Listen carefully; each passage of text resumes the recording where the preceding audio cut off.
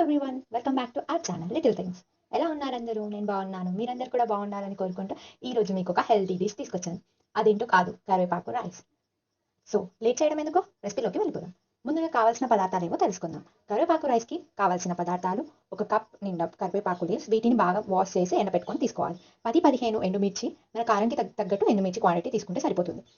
అలాగే ఒక 2 table spoon కందిపప్పు, 2 టేబుల్ స్పూన్ మినప్పప్పు, ఒక హాఫ్ కప్ పల్లీలు, ఒక హాఫ్ కప్ శనగపప్పు.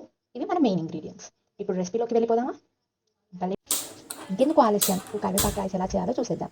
ముందుగా ఒక పాన్ తీసుకొని పల్లీలను వేసి వేయించాలి. పల్లీలను వేయించేటప్పుడు మాత్రం స్టవ్ మీడియం ఫ్లేమ్లో పెట్టుకోవాలి. ఒక 2 నుంచి 3 నిమిషాల వరకు బాగా వేయించాలి. అవి కొద్దిగా చిట్పట్ అని సౌండ్ చేస్తూ బాగా వేగాక వాటిని తీసి వేరే బౌల్లో పెట్టుకోవాలి.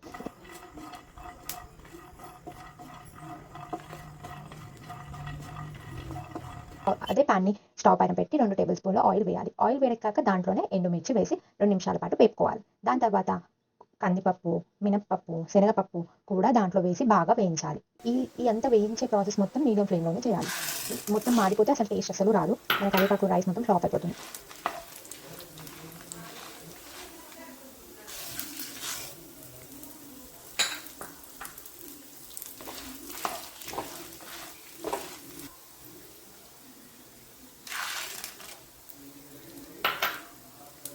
పప్పులు ఇంకా ఎండుమిర్చి బాగా వేసి 70-75% అలా వేసిన తర్వాత దీంట్లో మనం ముందుగా రెడీ చేసి పెట్టుకున్న కరివేపాకును కూడా వేసి ఫ్రై చేసుకుందాం.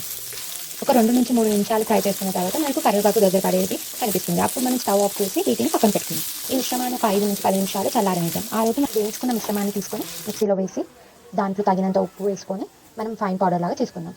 వీటిని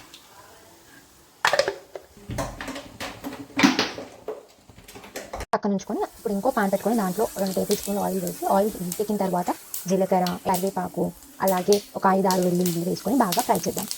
తర్వాత దీంట్లో మనం ముందుగా ఫ్రై చేసి పెట్టుకున్న పల్లీలు ఉన్నాయి కదా, వాటిని కూడా వేసి కొంచెం ఫ్రై చేద్దాం. ఇవన్నీ బాగా ఫ్రై అయిన తర్వాత రైస్ కుక్ చేసుకున్న రైస్ని తీసుకొని దీంట్లో వేసి బాగా మిక్స్ చేద్దాం.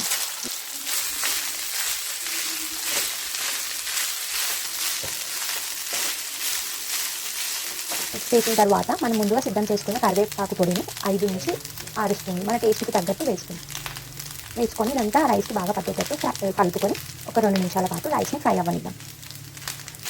తర్వాత ఇప్పుడు టేస్ట్కి తగ్గట్టు సాల్ట్ వేసుకొని మొత్తం ఒకసారి కలుపుకుంటే సరిపోతుంది. మన కరివేపాకు రైస్ రెడీ. చూసారు కదా ఎంత ఈజీగా కరివేపాకు రైస్ రెసిపీ చేసేసాము. దీన్ని బ్యాచిలర్స్ అయినా ఎవరైనా ఈజీగా చేసుకోవచ్చు. ఈ పౌడర్ని మనం స్టోర్ చేసి పెట్టుకుంటే ఒక 1 మంత్ వరకు పెట్టుకోవచ్చు. ఒక ఎయిర్ టైట్ కంటైనర్లో వేసి పెట్టుకోండి. 1 మంత్ 1.5 మంత్ వరకే వస్తుంది. దీని పిల్లలు ఎవరైనా తినేస్తారు. కొంతమంది పిల్లలు కరివేపాకు తినడం ఇష్టపడరు కదా, ఇలా చేసి పెట్టండి, బాగా తింటారు.